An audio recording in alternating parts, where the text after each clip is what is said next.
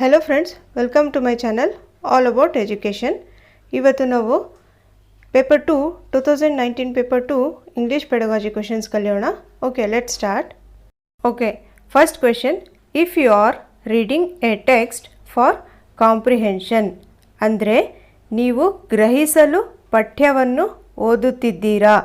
ಅಂದರೆ ಕಾಂಪ್ರಿಹೆನ್ಷನ್ ಅಂದರೆ ಏನು ಮೇಯ್ನ್ ಇಂಪಾರ್ಟೆಂಟ್ ಏನಂದರೆ ಅರ್ಥ ಮಾಡ್ಕೊಳ್ಳೋದು, ಗ್ರಹಿಸೋದು. ನೀವು ಯಾವುದೋ ಒಂದು ಟೆಕ್ಸ್ಟನ್ನು ಪಠ್ಯವನ್ನು ಓದ್ತಾ ಇದ್ದೀರಾ, ಏನಕ್ಕೆ? ಕಾಂಪ್ರಿಹೆನ್ಷನ್ಗೋಸ್ಕರ ಅಥವಾ ಗ್ರಹಿಸೋದಕ್ಕೋಸ್ಕರ. ಅದಕ್ಕೆ ಏನು ಮಾಡಬೇಕು? Options: you should read aloud. Second, you should read silently. Third, you should read aloud with a friend or peer. Fourth, you should expect somebody to read for you. ಈ 4 ಆಪ್ಷನ್ಸಲ್ಲಿ option number 2, you should read silently, ಇದು right answer. ನೋಡಿ, ನಿಮ್ಗೆ ಈ word comprehension ಅಥವಾ comprehend ಅಂತ ಬಂದರೆ ಅದಕ್ಕೆ ಮೀನಿಂಗ್ ಏನು ಗೊತ್ತಾ? ಅಂಡರ್ಸ್ಟ್ಯಾಂಡಿಂಗ್. ಕಾಂಪ್ರಿಹೆನ್ಷನ್ ಅಂತಂದರೆ ಅಂಡರ್ಸ್ಟ್ಯಾಂಡಿಂಗ್. ಅರ್ಥ ಮಾಡೋದಕ್ಕೋಸ್ಕರ ನೀವು ಯಾವುದೋ ಒಂದು ಪಠ್ಯವನ್ನು ಓದ್ತೀರಾ, ಅರ್ಥ ಮಾಡ್ಕೊಳ್ಳೋದಕ್ಕೋಸ್ಕರ. ಅದಕ್ಕೆ ಏನು ಹೇಳ್ತೀವಿ ನಾವು? ಯಾವುದ್ರಲ್ಲಿ ಮಾಡೋದು? ಅದನ್ನು ಸೈಲೆಂಟ್ ರೀಡಿಂಗಲ್ಲಿ ಮಾಡೋದು. ಅಕಸ್ಮಾತ್ ನಿಮಗೆ ಸೈಲೆಂಟ್ ರೀಡಿಂಗ್ ಅಂತ ಏನು ಕೊಟ್ಟರೆ, ಸೈಲೆಂಟ್ ರೀಡಿಂಗ್ ಅಲ್ಲಿ ಏನಿರುತ್ತೆ ಅಂದರೆ ಮೇಯ್ನ್ ಯಾವುದ್ರ ಮೇಲೆ ಒತ್ತು ಕೊಡುತ್ತೆ, ಯಾವುದ್ರ ಮೇಲೆ ಸೈಲೆಂಟ್ ರೀಡಿಂಗ್ ಎಂಫಸಿಸ್ ಅಂತ ಕೊಟ್ಟಿರ್ತಾರೆ. ನಾನು ಪ್ರೀವಿಯಸ್ ವೀಡಿಯೋಸಲ್ಲೂ ಹೇಳಿದ್ದೀನಿ, silent reading emphasis on comprehension. Silent ರೀಡಿಂಗಲ್ಲಿ ನಮಗೇನಾಗುತ್ತೆ, ನಾವು ಶಬ್ದಕೋಶ ಕಲಿತೀವಿ ಮತ್ತು ಅಂಡರ್ಸ್ಟ್ಯಾಂಡ್ ಮಾಡ್ಕೊತೀವಿ. ಸೈಲೆಂಟ್ ರೀಡಿಂಗ್ ಮೇಯ್ನ್ ಉದ್ದೇಶ ಎಂಫಸಿಸ್ ಆನ್ ಯಾವುದ್ರ ಮೇಲೆ ಒತ್ತು ಕೊಡುತ್ತೆ?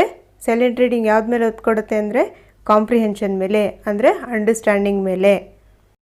ಆದರೆ ಇಲ್ಲಿ ಲೌಡ್ ರೀಡಿಂಗ್ ಇದೆಯಲ್ಲ, ಲೌಡ್ ರೀಡಿಂಗಲ್ಲಿ ಯು ಶುಡ್ ರೀಡ್ ಅಲೌಡ್. ಇದರಲ್ಲಿ ಏನಾಗುತ್ತೆ ಅಂದರೆ ಲೌಡ್ ರೀಡಿಂಗಲ್ಲಿ ಪ್ರೊನೌನ್ಸಿಯೇಷನ್ ಮೇಲೆ ಇಂಪಾರ್ಟೆನ್ಸ್ ಕೊಡ್ತಾರೆ. ಪ್ರೊನೌನ್ಸಿಯೇಷನ್, ಉಚ್ಚಾರಣೆ ಮೇಲೆ. ನೋಡಿ, ಇಲ್ಲೊಂದು ನೋಟ್ ಇದೆ, ಇದು ಸೈಲೆಂಟ್ ರೀಡಿಂಗ್ ಬಗ್ಗೆ. ಸೈಲೆಂಟ್ ರೀಡಿಂಗ್ ಅಲ್ಲಿ ಏನಿರುತ್ತೆ ಅಂತಂದರೆ, readers don't have to pay as much attention to the pronunciation. Pronunciation ಮೇಲೆ, ಉಚ್ಚಾರಣೆ ಮೇಲೆ ಯಾರು ಅಟೆನ್ಷನ್ ಕೊಡಲ್ಲ. ಯಾವುದರಲ್ಲಿ? ಸೈಲೆಂಟ್ ರೀಡಿಂಗಲ್ಲಿ.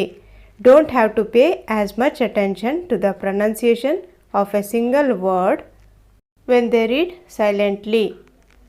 ಇಲ್ಲಿ ಅಂಡರ್ಲೈನ್ ಮಾಡಿದ್ದೀನಿ ನೋಡಿ, concentrate on reading for understanding ಅಂತಂದರೆ ಸೈಲೆಂಟ್ ರೀಡಿಂಗಲ್ಲಿ ನಾವು ಅರ್ಥ ಮಾಡೋದಕ್ಕೋಸ್ಕರ, ಅರ್ಥ ಮಾಡ್ಕೊಳ್ಳೋದಕ್ಕೋಸ್ಕರ ಓದ್ತೀವಿ. ಇಲ್ಲಿ 3 ವರ್ಡ್ ಬರುತ್ತೆ: ಅಂಡರ್ಸ್ಟ್ಯಾಂಡಿಂಗ್ ಅಥವಾ ಕಾಂಪ್ರಿಹೆನ್ಷನ್ ಅಥವಾ ಕಾಂಪ್ರಿಹೆಂಡ್. ಇದು 3 ಒಂದೇ. ಕಾಂಪ್ರಿಹೆನ್ಷನ್ ಅಂದರೆ ಅಂಡರ್ಸ್ಟ್ಯಾಂಡಿಂಗ್. ಅರ್ಥ ಮಾಡಿಕೊಂಡು ನಾವು ಯಾವುದೋ ಒಂದು ಪಠ್ಯವನ್ನು ಓದ್ತೀವಿ, ಅರ್ಥ ಮಾಡ್ಕೊಂಡು ಯಾವುದೋ ಒಂದು ಟೆಕ್ಸ್ಟನ್ನ ಓದ್ತೀವಿ. ಅದಕ್ಕೆ ಯಾವುದ್ರಲ್ಲಿ ಮಾಡೋದು? ಅದನ್ನು ಸೈಲೆಂಟ್ ರೀಡಿಂಗಲ್ಲಿ. ಇನ್ನೊಂದು, ಸೈಲೆಂಟ್ ರೀಡಿಂಗಲ್ಲಿ ಏನೇನಾಗುತ್ತೆ ಅಂತಂದರೆ ವೊಕ್ಯಾಬ್ಯುಲರಿ, ಫ್ಲೂಯೆನ್ಸಿ, ಮೋಟಿವೇಶನ್ ಇದೆಲ್ಲ ಇನ್ಕ್ರೀಸ್ ಆಗುತ್ತೆ.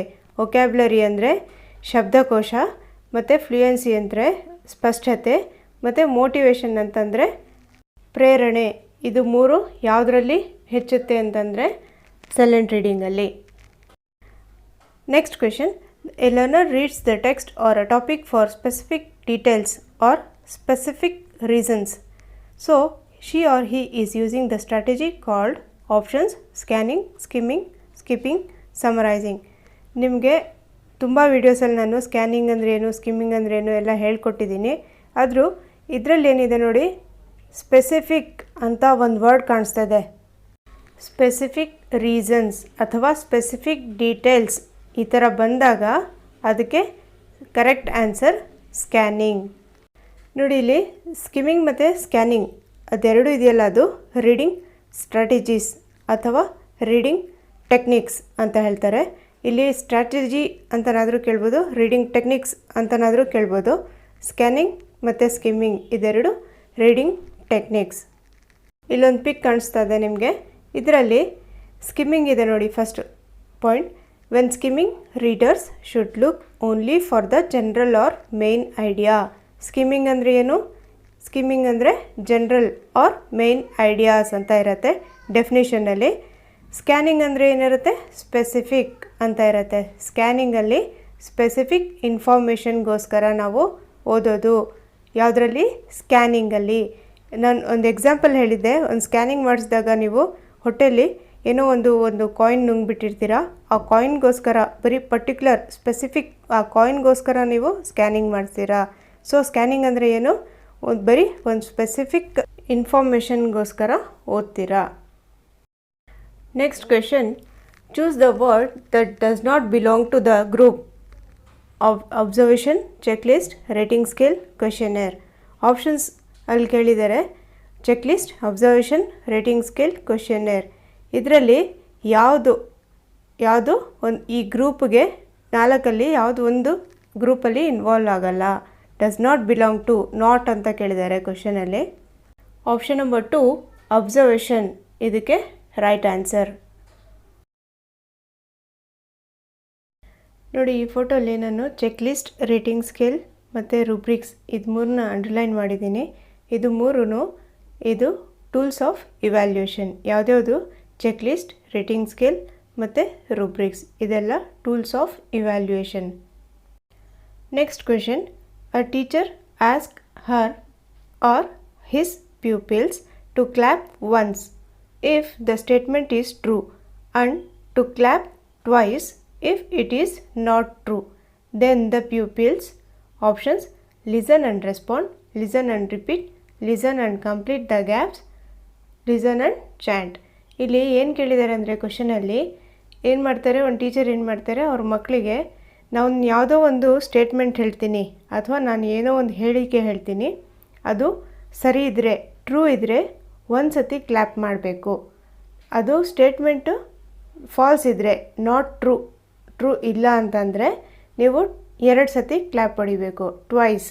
ಕ್ಲ್ಯಾಪ್ ಟ್ವೈಸ್ ಅಂತ ಹೇಳ್ತಾರೆ. ಆವಾಗ ಮಕ್ಕಳು ಏನು ಮಾಡ್ತಾರೆ ಅಂತಂದ್ಬಿಟ್ಟು ಆಪ್ಷನ್ಸಲ್ಲಿ ಇದರಲ್ಲಿ first option listen and respond ಇದಕ್ಕೆ ಸರಿಯಾದ ಉತ್ತರ. ಲಿಸನ್ ಅಂದರೆ ನಿಮಗೆ ಗೊತ್ತಿದೆ, ಆಲಿಸುವುದು, ಮತ್ತು ರೆಸ್ಪಾಂಡ್ ಮಾಡೋದು ಅಂತಂದರೆ ಪ್ರತಿಕ್ರಿಯಿಸುವುದು. Next question, the following is not a sub skill of speaking, ಅಂದರೆ ಮಾತನಾಡುವುದು ಕೌಶಲ್ಯ ಇದರಲ್ಲಿ ಯಾವುದಲ್ಲ? Options, produce sounds in meaningful chunks, second convey information, third formulate appropriate response, fourth understand syntactic patterns. ಇಲ್ಲಿ 4 ಆಪ್ಷನ್ಸಲ್ಲಿ ಆಪ್ಷನ್ ನಂಬರ್ 4 ಇದಕ್ಕೆ ರೈಟ್ ಆನ್ಸರ್. ಏನಕ್ಕೆ ಅಂದರೆ ಫಸ್ಟ್ ಆಪ್ಷನಲ್ಲಿ ಒಂದು ವರ್ಡ್ ಕಾಣಿಸ್ತದೆ ನಿಮಗೆ, ಪ್ರೊಡ್ಯೂಸ್ ಅನ್ನೋದು. ಪ್ರೊಡ್ಯೂಸ್ ಅಂದರೆ ಏನು ಹೇಳಿ?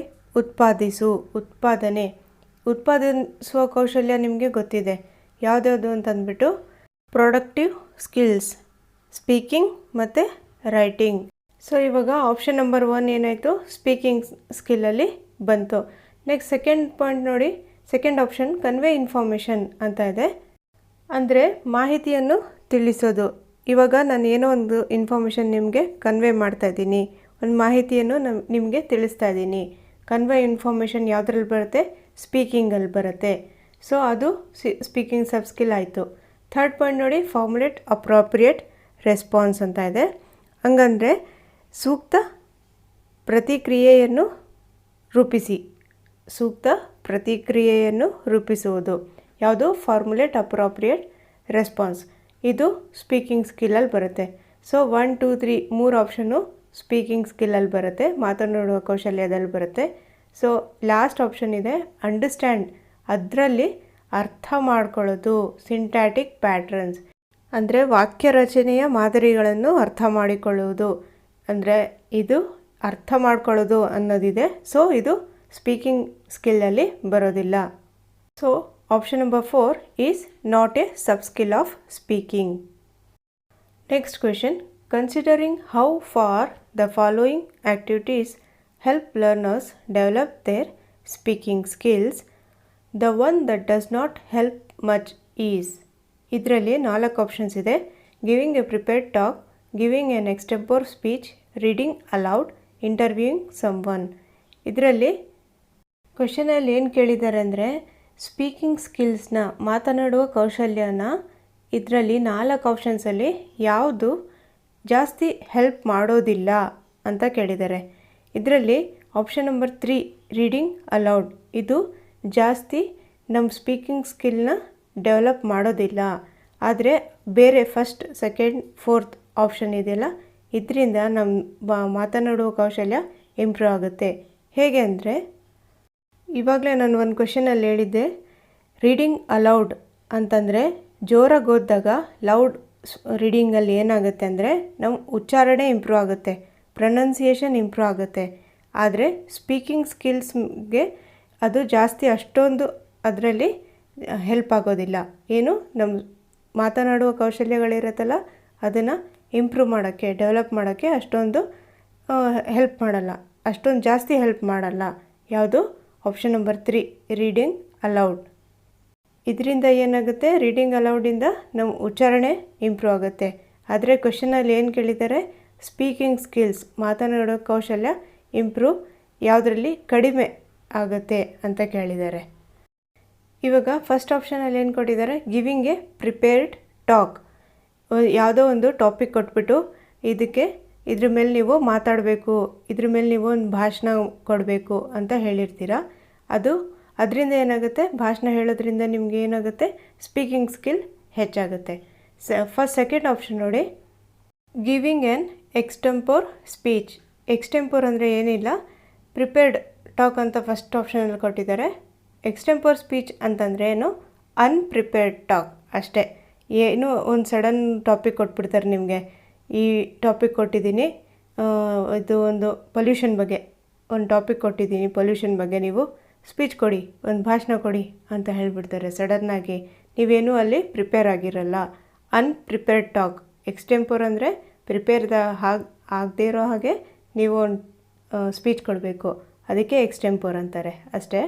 ಲಾಸ್ಟ್ ಫೋರ್ತ್ ಪಾಯಿಂಟ್ ನೋಡಿ, ಫೋರ್ತ್ ಆಪ್ಷನ್, ಇಂಟರ್ವ್ಯೂಯಿಂಗ್ ಸಮ್ವನ್. ಇದರಿಂದನೂ ಏನಾಗುತ್ತೆ, ಸ್ಪೀಕಿಂಗ್ ಸ್ಕಿಲ್ಸ್ ಇಂಪ್ರೂವ್ ಆಗುತ್ತೆ.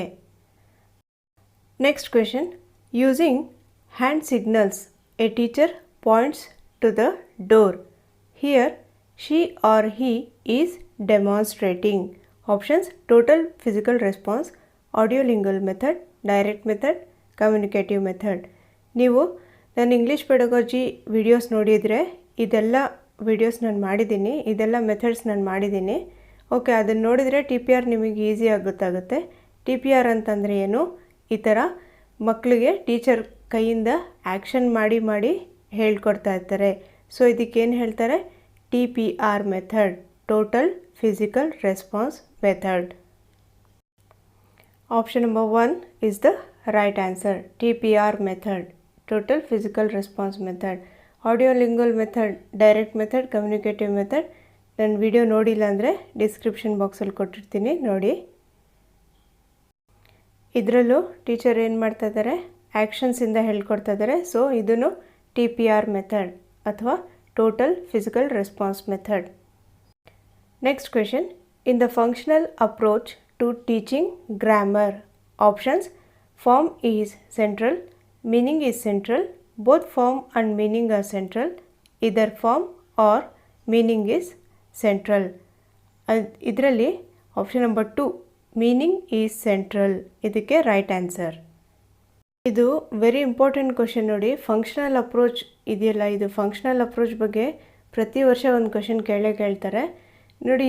ಯಾವುದ್ರ ಮೇಲೆ ಫೋಕಸ್ ಕೊಡುತ್ತೆ functional approach? Focus is on the use of language in real situations. ಇಲ್ಲಿ ಅಂಡರ್ಲೈನ್ ಏನಿಗೆ ಮಾಡಿದ್ದೀನಿ ಅಂದರೆ ಬರೀ ಇಷ್ಟೇ important, use of language in real situation ಅಥವಾ use of language in the context ಅಂತ ಕೊಡ್ತಾರೆ. CONTEXT, ಕಂಟೆಕ್ಸ್ಟ್ ಅಂತಂದರೆ, ಕಂಟೆಕ್ಸ್ಟ್ ಅಂದರೆ ಏನು, ಸಂದರ್ಭದಲ್ಲಿ, ಆ ಪರ್ಟಿಕ್ಯುಲರ್ ಸಿಚುಯೇಷನಲ್ಲಿ. So in the functional approach to teaching grammar, meaning is central. Next question, unity in a paragraph means that the paragraph is about. Options, supporting details, 2 main topics, topic sentence, only one main topic. ಇದರಲ್ಲಿ option number 4, only one main topic is the right answer.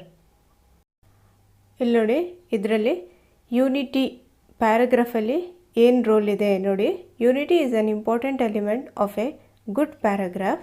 Unity means that A paragraph discusses one and only one main idea, ಬರೀ one main idea ಬಗ್ಗೆ discuss ಮಾಡುತ್ತೆ. ಯಾವುದು? Unity. ಕೆಳಗಡೆ ಕೋಹರೆನ್ಸ್ ಇದೆ ನೋಡಿ, ಅದು important. ಇಲ್ಲಿ ಯೂನಿಟಿ ಕೇಳಿದರೆ ನಿಮಗೆ ಕೋಹರೆನ್ಸ್ ಬಗ್ಗೆ ಕೇಳ್ಬೋದು. ನೆಕ್ಸ್ಟ್, ಕೋಹರೆನ್ಸ್ ಅಂತಂದ್ರೆ ಏನು? Coherence is the technique of making words, phrases and sentences move smoothly and logically from one to the other. Next question. A diagnostic test is used to assess options: learner's ability to memorize the content of a textbook.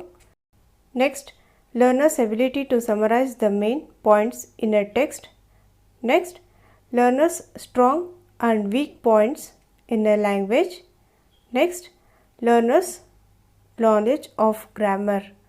ನೋಡಿ, diagnostic test ಬಗ್ಗೆ ಪ್ರತಿ ವರ್ಷ paper 1 ಆಗಿರಲಿ paper 2 ಆಗಿರಲಿ ಪ್ರತಿ ವರ್ಷ diagnostic test ಬಗ್ಗೆ ಒಂದು ಕ್ವೆಶನ್ ಕೇಳ್ತಾರೆ.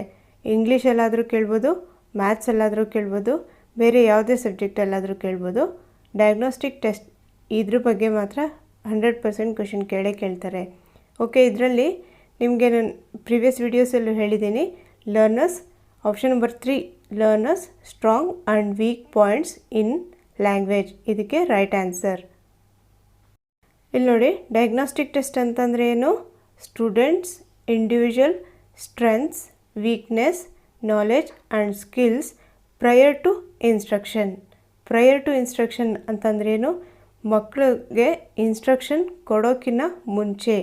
PRIOR ಪ್ರಯರ್ ಅಂತ ಇದೆಯಲ್ಲ, ಅದು ಮುಂಚೆ ಪ್ರೇಯರ್ ಟು ಇನ್ಸ್ಟ್ರಕ್ಷನ್ ಲೆಸನ್ ಮಾಡೋಕ್ಕಿಂತ ಮುಂಚೆ ಸ್ಟಾರ್ಟಿಂಗಲ್ಲಿ ಕೊಡ್ತಾವಲ್ವ, ಆ ಟೆಸ್ಟು ಡಯಾಗ್ನೋಸ್ಟಿಕ್ ಟೆಸ್ಟ್. ಆ ಟೆಸ್ಟ್ನ ಏನು ಹೇಳ್ತೀವಿ? Diagnostic test. ಆದರೆ ಎಂಡ್ ಆಫ್ ಇನ್ಸ್ಟ್ರಕ್ಷನ್ ಅಲ್ಲಿ ನಾವು ಯಾವ ಟೆಸ್ಟ್ ಮಾಡೋದು? Achievement test. ಎಂಡಲ್ಲಿ ಮಾಡ್ತೀವಲ್ವ, ಅದಕ್ಕೆ ಅಚೀವ್ಮೆಂಟ್ ಟೆಸ್ಟ್ ಅಂತ ಹೇಳ್ತೀವಿ. ಸ್ಟಾರ್ಟಿಂಗ್ ಇನ್ಸ್ಟ್ರಕ್ಷನ್ಕಿಂತ ಮುಂಚೆ ಮಾಡ್ತೀವಲ್ವ, ಅದಕ್ಕೆ diagnostic test. Next question. The cheapest and most easily accessible mass media is options: television, radio, internet, newspaper. Right option is option number 2, radio. Next question. The following statements are related to the characteristics of which statement is false? ಅಂದರೆ ಇಲ್ಲಿ 4 statements ಕೊಟ್ಟಿದ್ದಾರೆ. ಇದರಲ್ಲಿ ಯಾವುದು ತಪ್ಪಿದೆ, ಯಾವ statement ತಪ್ಪಿದೆ, falls ಇದೆ ಅಂತ. ಆಪ್ಷನ್ಸ್ ನೋಡೋಣ. First option, they try things out and keep experimenting. Second option, when conditions are optimal they can acquire a second language too. Third option, they acquire their first language very easily. Fourth option, they are passive learners. ಇದರಲ್ಲಿ option number 4 ಇದಕ್ಕೆ answer. ಇಲ್ಲಿ first ಆಪ್ಷನಲ್ಲಿ ಏನು ಕೇಳಿದ್ದಾರೆ ಅಂದರೆ they try things out ಅಂತಂದರೆ, ಇಲ್ಲಿ they ಅಂತಂದರೆ ಮಕ್ಕಳಿಗೆ ಹೇಳಿರೋದು. ಚಿಲ್ಡ್ರನ್ ಏನು ಮಾಡ್ತಾರೆ ಅಂದರೆ, ಮಕ್ಕಳು ಏನು ಮಾಡ್ತಾರೆ, ಅವರು ವಿಷಯಗಳನ್ನು ಪ್ರಯತ್ನಿಸುತ್ತಾರೆ ಮತ್ತು ಪ್ರಯೋಗವನ್ನು ಮಾಡುತ್ತಾರೆ, ಎಕ್ಸ್ಪೆರಿಮೆಂಟ್ ಮಾಡ್ತಾರೆ. Second options, when conditions are optimal they can acquire a second language too. ಅಂತಂದರೆ ಪರಿಸ್ಥಿತಿಗಳು ಸೂಕ್ತವಾಗಿದ್ದಾಗ ಅವರು ಎರಡನೇ ಭಾಷೆಯನ್ನು ಸಹ ಕಲಿತಾರೆ. Third option, they acquire their first language very easily. ಅವ್ರ ಮಕ್ಕಳು ಏನು ಮಾಡ್ತಾರೆ, ಮಾತೃಭಾಷೆಯನ್ನು, ಮದರ್ ಟಂಗ್ನು, ಫಸ್ಟ್ ಲ್ಯಾಂಗ್ವೇಜನ್ನು ವೆರಿ ಈಸಿಯಾಗಿ ಕಲ್ತ್ಕೊತಾರೆ, ಅಕ್ವೈರ್ ಮಾಡ್ಕೋತಾರೆ. ಇಲ್ಲಿ ಫೋರ್ತ್ ಆಪ್ಷನ್ ನೋಡಿ, ಇದು ಫಾಲ್ಸ್ ಸ್ಟೇಟ್ಮೆಂಟ್ ಇದೆ. They are passive learners. ಮಕ್ಕಳು ಯಾವತ್ತೂ ಆ್ಯಕ್ಟಿವ್ ಲರ್ನರ್ಸ್ ಅಂತ ಇದ್ದಾಗ ಅದು ಟ್ರೂ ಇರುತ್ತೆ. ಆದರೆ ಇಲ್ಲಿ ಆಪ್ಷನಲ್ಲಿ, ಫೋರ್ತ್ ಆಪ್ಷನಲ್ಲಿ ಪ್ಯಾಸಿವ್ ಲರ್ನರ್ಸ್ ಅಂತ ಕೊಟ್ಟಿದ್ದಾರೆ. ಸೊ ಈ ಆಪ್ಷನ್ನು ಫಾಲ್ಸ್, ಈ ಸ್ಟೇಟ್ಮೆಂಟ್ ಫಾಲ್ಸ್ ಆಗಿದೆ. ಮಕ್ಕಳು ಯಾವತ್ತೂ ಆ್ಯಕ್ಟಿವ್ ಲರ್ನರ್ಸ್ ಆಗಿರ್ತಾರೆ, ಪ್ಯಾಸಿವ್ ಲರ್ನರ್ಸ್ ಮಾತ್ರ ಆಗಿರಲ್ಲ. ಮಕ್ಕಳು ಯಾವತ್ತೂ ಸಕ್ರಿಯ ಕಲಿಯೋರಾಗಿರ್ತಾರೆ, ನಿಷ್ಕ್ರಿಯ ಆಗಿರಲ್ಲ. ಮಕ್ಕಳು ಯಾವತ್ತೂ ಸಕ್ರಿಯವಾಗಿರ್ತಾರೆ. ನಾನು ಕನ್ನಡ ಇಂಗ್ಲೀಷ್ ಎರಡರಲ್ಲೂ ಏನಕ್ಕೆ ಹೇಳ್ತೀನಿ ಅಂತಂದರೆ, ಇಲ್ಲಿ ಸಕ್ರಿಯ ನಿಷ್ಕ್ರಿಯ ಅನ್ನೋ ವರ್ಡ್ ಇದೆಯಲ್ಲ, ಇದು ಆ್ಯಕ್ಟಿವ್ ಮತ್ತು ಪ್ಯಾಸಿವ್, ಇದು ಕನ್ನಡ ಪೆಡಗಾಜಿಲಿ ಯೂಸ್ ಆಗುತ್ತೆ ನಿಮಗೆ. Next question. Stephen Krashen's affective filter hypothesis states that ನೋಡಿ, ನಿಮಗೆ ಸ್ಟೀಫನ್ ಕ್ರೇಷನ್ಸ್ ಥಿಯರಿ 5 ಹೈಪೋಥಿಸಿಸ್ ಇದೆ ಅವರಲ್ಲಿ. ಅದು ನಿಮಗೆ ನಾನು ಲಾಸ್ಟ್ ಒಂದು ವಿಡಿಯೋಲ್ಲೂ ಹೇಳ್ಕೊಟ್ಟಿದ್ದೆ. ಸೊ ಇಲ್ಲೇನಿದೆ ನೋಡೋಣ. ಫಸ್ಟ್ ಆಪ್ಷನ್ಸ್ ನೋಡೋಣ. The affective filter acts as a barrier to language acquisition. Second option, the affective filter works as a scaffold in language acquisition. Third, it helps in the first language acquisition. Fourth, it helps in the second language acquisition. ಇಲ್ಲಿ first question ಅರ್ಥ ಮಾಡ್ಕೊಳ್ಳಿ. ಇಲ್ಲಿ Stephen ಕ್ರೇಷನ್ ಅವರು second language acquisition ಬಗ್ಗೆ ಹೇಳಿದ್ದಾರೆ. Second language ಅಂತಂದರೆ ಯಾವುದು? ಇಲ್ಲಿ ನಮ್ಮ ಮಾತೃಭಾಷೆ ಬಿಟ್ಟು ಯಾವುದೇ ಬೇರೆ ಲ್ಯಾಂಗ್ವೇಜ್ ಆಗಿರಲಿ ಅದನ್ನು ಸೆಕೆಂಡ್ ಲ್ಯಾಂಗ್ವೇಜ್ ಆಕ್ವಿಸಿಷನ್ ಅಂತ ಹೇಳ್ಬೋದು. ಇಲ್ಲಿ ಇವರು ಸೆಕೆಂಡ್ ಲ್ಯಾಂಗ್ವೇಜ್ ಆಕ್ವಿಸಿಷನ್ ಅಂತಂದರೆ ಇಂಗ್ಲೀಷ್ ಲ್ಯಾಂಗ್ವೇಜ್ ಬಗ್ಗೆ ಏನು ಹೇಳಿದ್ದಾರೆ? ಇವ್ರದ್ದು 5 ಹೈಪೋಥಿಸಿಸ್ ಇದೆ. ಅದರಲ್ಲಿ ಅಫೆಕ್ಟಿವ್ ಫಿಲ್ಟರ್ ಹೈಪೋಥಿಸಿಸ್ ಅಲ್ಲಿ ಫಿಲ್ಟರ್ ಅನ್ನೋ ವರ್ಡ್ ಕಾಣಿಸ್ತಾ ಇದೆ ನಿಮಗೆ, ಅದನ್ನು ನೆನಪಿಗಿಟ್ಕೊಳ್ಳಿ ಸಾಕು. ಅಂದರೆ ನಾವೇನೋ ಒಂದು ಕಲಿಯೋಕ್ಕೆ ಹೋಗ್ತಾ ಇದ್ದೀವಿ, ಅದಕ್ಕೆ ಫಿಲ್ಟರ್ ಮಾಡ್ತಾ ಇದೆ. ನಾವು ಇಲ್ಲಿ ಸೆಕೆಂಡ್ ಲ್ಯಾಂಗ್ವೇಜ್ನ ಕಲಿಯೋಕ್ಕೆ ಹೋಗ್ತಾ ಇದ್ದೀವಿ, ಅದಕ್ಕೆ ಫಿಲ್ಟರ್ ಮಾಡುತ್ತೆ. ಯಾವುದು? ಅಫೆಕ್ಟಿವ್ ಫಿಲ್ಟರ್ ಹೈಪೋಥಿಸಿಸ್ ಇದೆಯಲ್ಲ, ಇದು ಸೆಕೆಂಡ್ ಲ್ಯಾಂಗ್ವೇಜ್ ಯಾವುದು? ಇಂಗ್ಲೀಷ್ನ ಕಲಿಯೋಕ್ಕೆ ಹೋಗ್ತಾ ಇದ್ದೀವಿ, ಅದಕ್ಕೆ ತಡೆಗಟ್ಟುತ್ತಾ ಇದೆ. ಫಸ್ಟ್ ಆಪ್ಷನ್ ಇದಕ್ಕೆ right answer. The affective filter acts as a barrier, ತಡೆಗೋಡೆ ಇದ್ದಂಗೆ. ಬ್ಯಾರಿಯರ್ ಅಂದರೆ ತಡೆಗಟ್ಟೋದು, ತಡೆಗೋಡೆ ಇದ್ದಂಗೆ. Barrier to language acquisition. Language ಯಾವ ಲ್ಯಾಂಗ್ವೇಜ್ ಇಲ್ಲಿ? Second language acquisition. ನೋಡಿ, ಈ ಪಿಕ್ಚರಲ್ಲಿ ನಿಮ್ಗೆ ಕಾಣಿಸ್ತಾ ಇದೆ. ಸೆಕೆಂಡ್ ಪಾಯಿಂಟ್ ನೋಡಿ, ದೀಸ್ ವೇರಿಯೇಬಲ್ಸ್ ಇನ್ಕ್ಲೂಡ್, ಯಾವುದ್ಯಾವುದಕ್ಕೆ ಅಫೆಕ್ಟ್ ಮಾಡುತ್ತೆ ಅಂತಂದ್ಬಿಟ್ಟು ಸೆಕೆಂಡ್ ಪಾಯಿಂಟ್ ಮಧ್ಯದಲ್ಲಿ ಇದೆಯಲ್ಲ ಅದು ನೋಡಿ.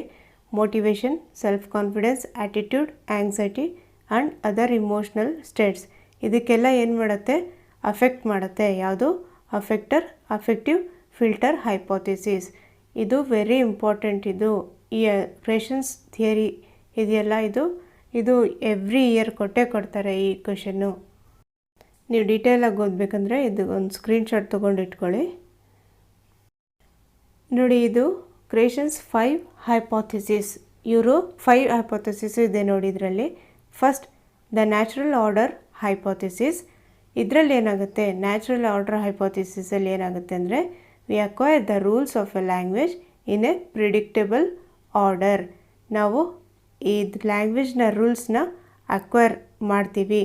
ಹೇಗೆ ಅಂತಂದರೆ ನಮಗೆ ಗೊತ್ತೇ ಆಗೋದಿಲ್ಲ. ಪ್ರಿಡಿಕ್ಟೇಬಲ್ ಅಂತಂದರೆ ಒಂದು ಅಂದಾಜಾಗಿ ನಾವು ಅಕ್ವೈರ್ ಮಾಡ್ಕೊತೀವಿ, ಅಳವಡಿಸ್ಕೊತೀವಿ. ಸೆಕೆಂಡ್ ಪಾಯಿಂಟ್ ನೋಡಿ, the acquisition learning hypothesis. Acquisition ಅಥವಾ ಲರ್ನಿಂಗ್ ಹೈಪೋಥಿಸಿಸ್ ಸೆಕೆಂಡ್.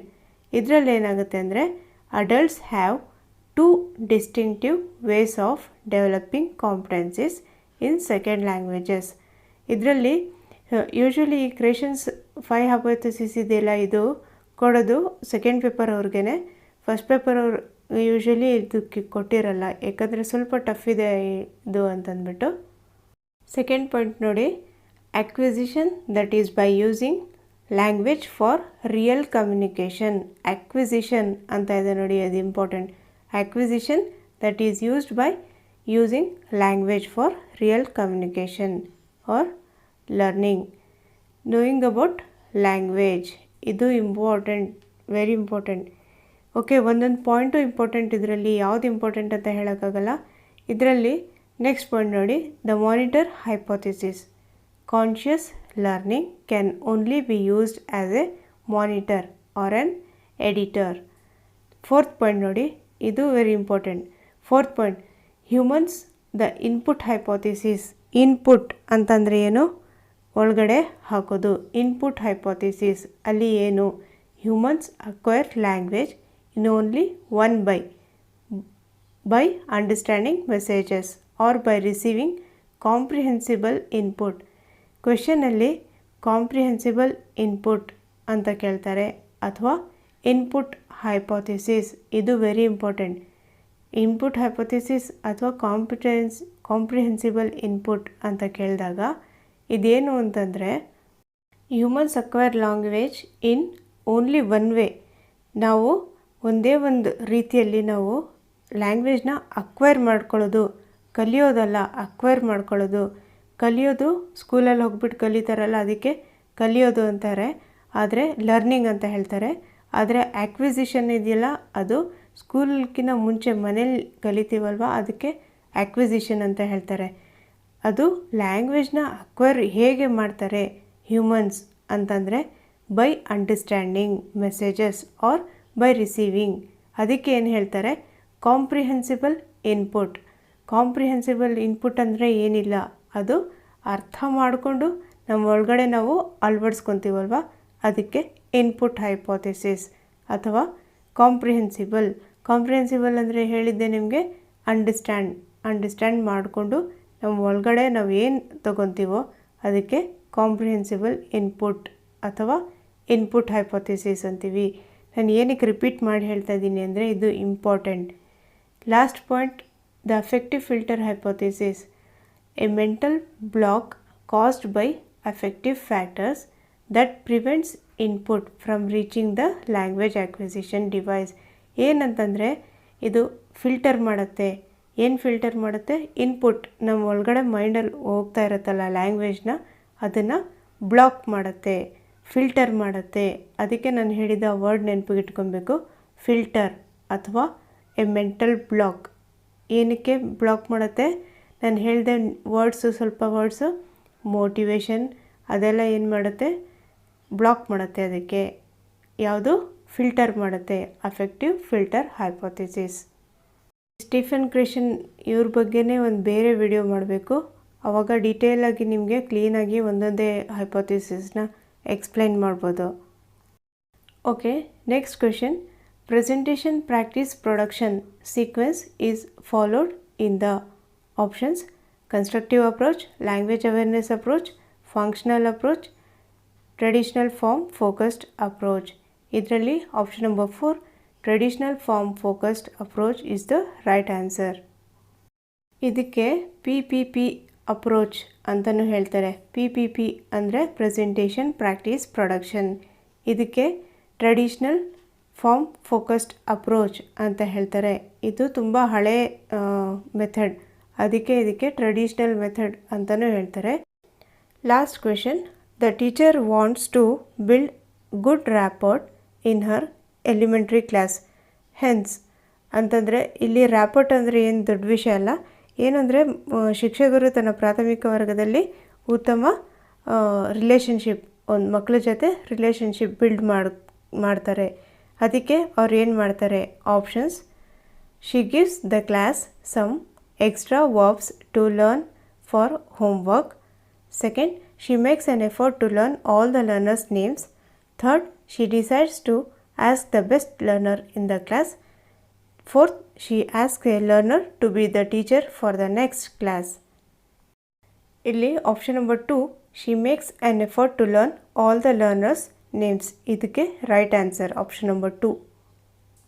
ಇಲ್ಲಿ ಫಸ್ಟ್ ಆಪ್ಷನ್ ನೋಡಿ, she gives the class some extra verbs to learn for homework. ಇಲ್ಲಿ ಎಕ್ಸ್ಟ್ರಾ ವರ್ಬ್ಸ್ನ ಹೋಮ್ವರ್ಕಲ್ಲಿ ಬರ್ಕೊಂಡು ಬನ್ನಿ ಅಂತ ಟೀಚರ್ ಹೇಳಿದ್ರೆ ಅಲ್ಲಿ ಗುಡ್ ರ್ಯಾಪೋರ್ಟ್ ಡೆವಲಪ್ ಆಗೋದಿಲ್ಲ, ಬಿಲ್ಡ್ ಆಗೋದಿಲ್ಲ. ಥರ್ಡ್ ಆಪ್ಷನ್ ನೋಡಿ, she decides to ask the best learner in the class. ಯಾವತ್ತೂ ಈ ತಪ್ಪು ಮಾತ್ರ ಮಾಡಬಾರ್ದು. ಯಾರು ಬೆಸ್ಟ್ ಇದ್ದಾರೆ ಅನ್ನೋದು ಹುಡ್ಕೋದು ಬಿಟ್ಟು ಯಾರು ವೀಕ್ ಇದ್ದಾರೆ ಅನ್ನೋದನ್ನು ಹುಡುಕ್ಬಿಟ್ಟು ನೀವು ಅವರನ್ನು ಮೇಲೆ ತೊಗೊಂಬರಬೇಕು. ಸೊ ಆಪ್ಷನ್ 3 ರಾಂಗ್ ಇರುತ್ತೆ. ಫೋರ್ತ್ ಆಪ್ಷನ್ ನೋಡಿ, she ask a learner to be the teacher for the next class. ಯಾರೂ ಈ ಕೆಲಸ ಮಾತ್ರ ಮಾಡೋದಿಲ್ಲ. ಫೋರ್ತ್ ಆಪ್ಷನ್ನು ಸರಿ ಇರಲ್ಲ. So option number 2 is the right answer. Okay friends, thank you for watching my video. ನಮ್ಮ ವಿಡಿಯೋ ಇಷ್ಟ ಆದರೆ ಲೈಕ್ ಮಾಡಿ, ನಿಮ್ಮ ಫ್ರೆಂಡ್ಸ್ ಜೊತೆ ಶೇರ್ ಮಾಡಿ. ನಮ್ಮ ಚಾನೆಲ್ಗೆ ಹೊಸದಾಗಿ ಬಂದಿದ್ದರೆ ಸಬ್ಸ್ಕ್ರೈಬ್ ಮಾಡಿ. ಈ ಥರ ಬೆಲ್ ಬಟನ್ ಪ್ರೆಸ್ ಮಾಡಿದ್ರೆ ನನ್ನ ಎಲ್ಲ ವೀಡಿಯೋಸ್ ನಿಮಗೆ ಬರ್ತಾ ಇರುತ್ತೆ. Thank you once again.